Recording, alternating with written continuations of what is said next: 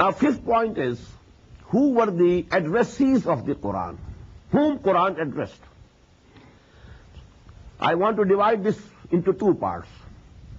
The first and foremost addressees of the Quran, they were the pagan Arabs, who were the progeny of Ibrahim and Ismail alayhi salatu wassalam. And Quran gives them the title of Ummiyin, because they didn't have any book. There was no prophet sent to this progeny of Ibrahim after Ismail alayhi salatu wassalam. So these people, you know, they were unlettered one. They had no education, they had no book, no law, no traditions. So they were called Ummiyin. هو الذي بعث في الأميين رسولا منهم يتلو عليهم آياته ويزكيهم ويعلمهم الكتاب والحكمة. But secondly, the addressees of the Quran were the Jews and the Christians. So to say, they were the former Muslim Ummah. They were the Ummah of Hazrat Musa alayhi salatu wasalam. They were people of the book. All of them believed in Torah. And the Jews, you know, although they didn't believe in Injil, but they did believe in Torah, in the Old Testament, and all the scriptures of the prophets.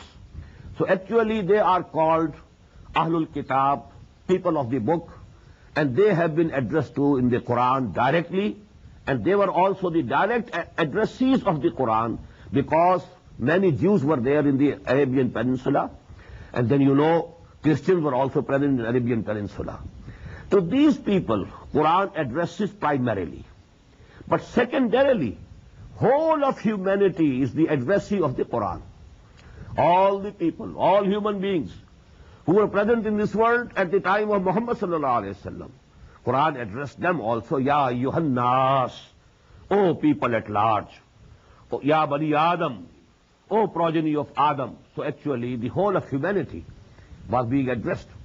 And not only those people who were present at the time of the advent of Muhammad sallallahu alaihi wasallam, but also all human beings who had to come to this world till the end of this world, till the doomsday. But they are being addressed, and they are the addressees. We may say they are by proxy.